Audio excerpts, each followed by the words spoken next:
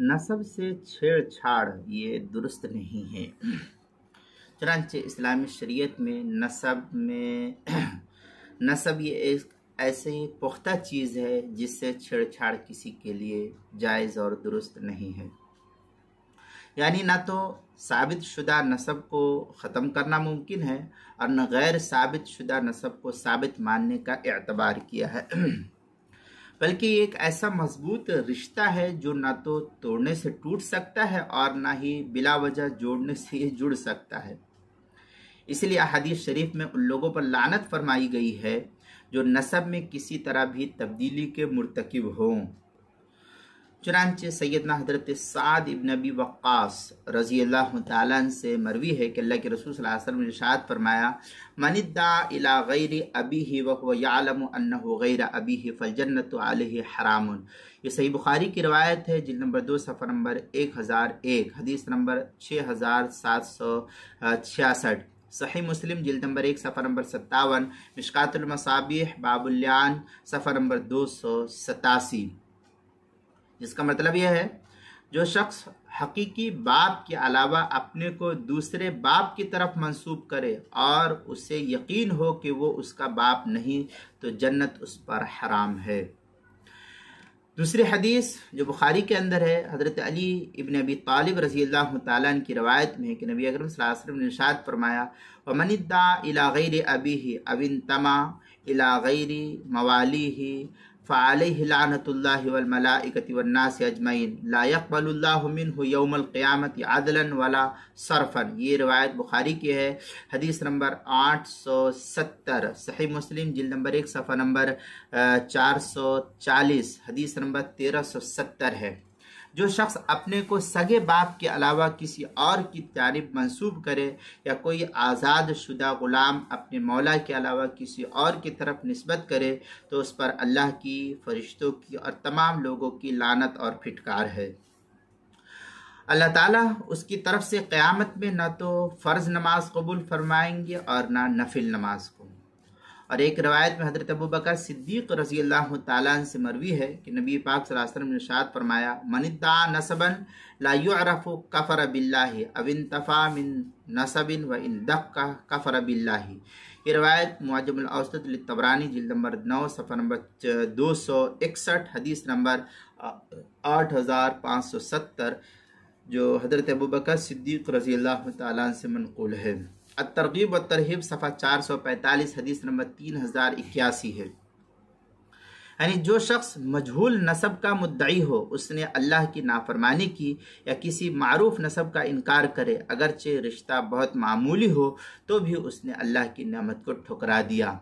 دوسرا ایک اور پیغام اللہ کے رسول صلی اللہ علیہ وسلم کا فرمان اس طریقے سے ہے، ایما امرات ادخلت على قوم من ليس منهم فليست من الله من شيء ولن يدخلها الله جنته وأيما رجل جحد ولده وهو ينظر إليه احتجب الله منه وفضحه على رؤوس الخلائق في الأولين والآخرين۔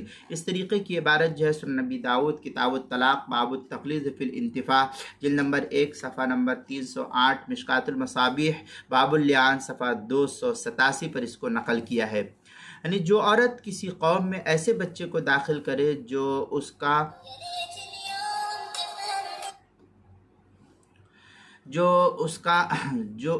ایسی قوم میں داخل کرے جو اس قوم کا نہیں، تو اس عورت کا اللہ تعالیٰ سے کچھ تعلق نہیں ہے اور اللہ تعالیٰ اسے اپنی جنت میں داخل نہیں فرمائیں گے۔ اور جس شخص نے اپنے بچے کا انکار کیا حالانکہ وہ بچہ اس کی طرف امید بھری نظروں سے دیکھ رہا ہے، تو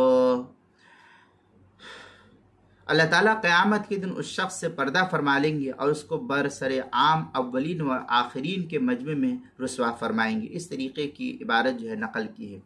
اب ان مذکورہ تینوں چاروں احادیث سے شریفہ میں جو تنبیہ فرمائی گئی ہے وہ انتہائی پرحکمت اور انسان کی فطری ضروریات کے عین مطابق ہے، جن سے ہرگز صرف نظر نہیں کیا جا سکتا، اس لیے کہ اس کے اندر کئی حکمتیں نقل کی اللہ تعالیٰ نے، کئی حکمتیں جو ہے اس کے اندر اللہ تعالیٰ نے نقل فرمائی ہے۔ नंबर 1, बाप के अलावा दूसरे की तरफ निस्बत करना बाप के साथ सख्त नाफरमानी, नाशुक्री और बदमामलगी है। इसलिए कि हर बाप अपनी नस्ल की बका चाहता है और आने वाली नस्लों के ज़रिए अपने ख़ानदान की बका की उम्मीद रखता है। दूसरे के नस्ब की बका पर आपसी ताउन और एक दूसरे की खैरखाही का मदार है। अगर नस्ब में छेड़छाड़ को गवारा कर लिया जाए तो ये अजीब इंसानी मसलहत फौत हो जाएगी, आपस में ये बाकी नहीं रह सकती और बाहम नस्ब जो है खलत मलत हो जाएगा। तीसरे कि जो औरत अपने बच्चों को असल बाप के अलावा किसी और की जानिब मंसूब करे वो भी परले दर्जे की खाइन और शोहर के हक तलफी करने वाली अपनी इस हरकत की वजह से बच्चे की किफ़ालत का बोझ दूसरे पर डालने वाली शुमार की जाएगी, जिसकी जन्नत जितनी भी मजम्मत की जाए वो कम शुमार की जाएगी। चौथे कि जो बाप अपनी हकीकी औलाद के नसब का इनकार करे वो इस एतबार से बहुत बड़ा मुजरिम है कि वो उसने अपनी सगी औलाद के चेहरे पर दायमी जिल्लत की स्याही को पोत दिया है।